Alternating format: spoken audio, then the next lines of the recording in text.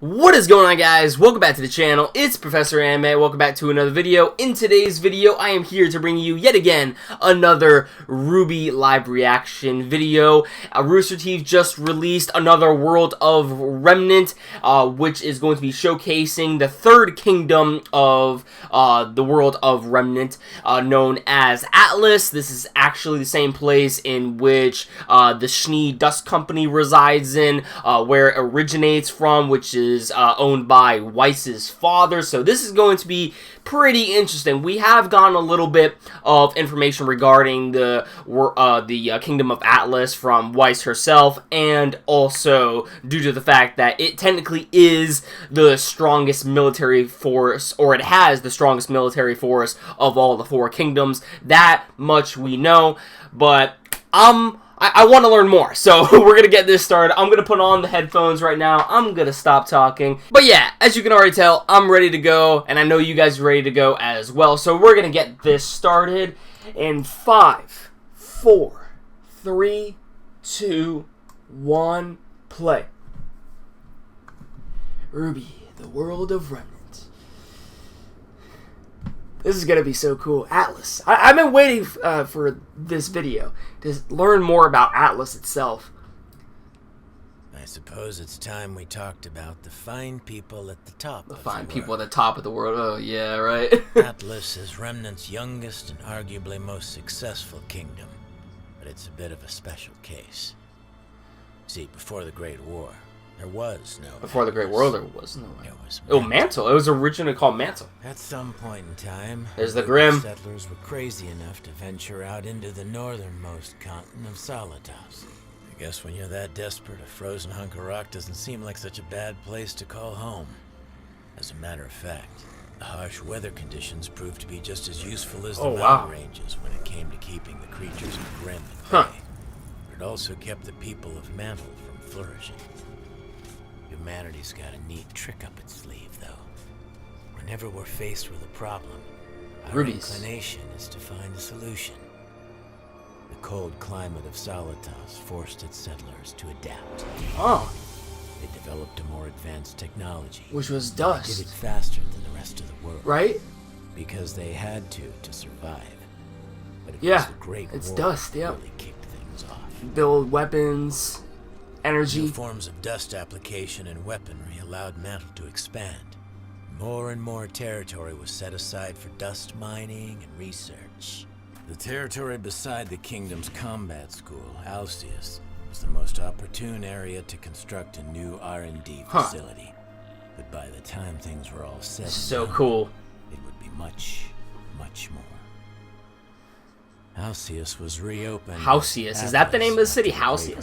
To house many of the warriors now seeking guidance. In an effort to give back to the citizens, Mantle applied all sorts of new dust techniques and technologies it had used in the war to beef up the Academy's campus. The school grounds expanded faster than they could have imagined, and even helped to better secure the surrounding areas. It wasn't long before the kingdom's military moved in. Then the labs and research facilities, and eventually even residential. Is that General Ironwood right there? Popping up. In time, it became apparent that the city I guess the of person Mantle next to him was Weiss's father. So the decision was made to move the kingdom's capital. Mantle was old news, and the Kingdom of Atlas was born. Wow. A golden age of prosperity, they called it. But those left behind in Mantle would probably tell you that it was the coldest winter they ever knew. Wow. That was very interesting. Okay, so that about does it for the episode. I'm actually going to watch this one more time, guys, and then I will jump back to you and give my overall thoughts about the episode. So, be right back.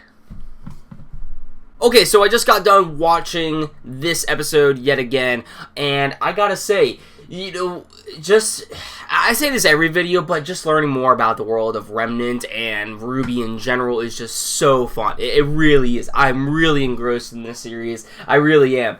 And seeing how, if you really think about it, it almost seems as though this episode was kind of saying that before Atlas became Atlas, it was known as Mantle, which is technically what they said. But what I mean by that is that Mantle was a kingdom that really went from, like, nothing, if you think about it, and then it went to something. Basically, they renamed the whole kingdom to start anew, necessarily, after we had those settlers scavenging off to different areas of the kingdom to try to branch off and, you know, find ways on how they can actually, you know, make better resources for the people residing in the kingdoms. And they eventually ended up acquiring dust, which was very awesome. And then that's when we saw the formation and build-up of the Schnee Dust Company, and also Atlas's military force led by General Ironwood. So that was very cool. This episode was pretty much what I expected of Atlas. I mean, there wasn't really too much new information there, but it was kind of cool on how, you know, they really sought out Dust to actually bring forth a new kingdom for themselves, and how what Atlas was before at a time, which was technically a kingdom that really didn't have a whole lot to begin with. So it was kind of cool to see, you know, how Atlas at one point went from Mantle, you know, a city that really didn't have nothing, and then it went from something that became, honestly, the highest technological and militaristic force of all the four kingdoms, which was very cool to see. And where we saw the settlers, you know, trying to branch off and gather different resources at one point, they eventually ended up coming across the Grimm, but the Grimm died off due to, you know, harsh weather conditions, due to the placement on where Atlas is at, you know. But it really makes you wonder also, like, if humans, I mean, you know, in real life, humans learn to adapt, but so do animals. So it makes me want to believe, like, especially from what we've seen in the world of Remnant in the Veil video, Crow hinted at underwater Grimm. Possibly. And there is a possibility that there could be underwater Grimm. I'm not saying there is, but there is a possibility that, you know, we might see that later on in the series of RWBY, and it kind of also makes me want to think of the possibility that there could be even, like, ice type of Grimm, you know, or something like that. I don't really know. That's just speculation, but, you know, if humans can adapt to harsh weather conditions, what about animals? What about monsters? You know, maybe the Grimm could have learned to adapt to some point in time and actually have developed some sort of, you know, skeletal structure regarding, you know, the weather conditions that they are brought upon, or something like that. I don't know. I don't know. Or just powers in general. I don't know. I'm just speculating. You know, these videos are fun. These videos are fun because, you know, you get to theorize about, you know, the expansion upon other parts in the series of Remnant. So yeah, this episode, it was pretty much what I expected. I mean, Atlas is a really high militaristic force, and they have the best technology as well. It is the foundation of Dust, pretty much, and overall, it's pretty much just the most controlled out of all the four kingdoms of Remnant. But still, getting more backstory on this, especially what happened in the Great War, and also learning that the country, or the kingdom, was known as Mantle at one point, was still very cool to see.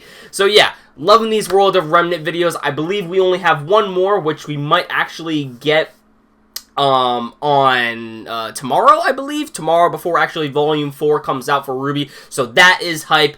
Let me know your thoughts in the comments down below on what you thought about this episode of the World of Remnant. If you like this video, be sure to give it a like, and I'll catch you guys in the next one. Peace. Thanks for watching.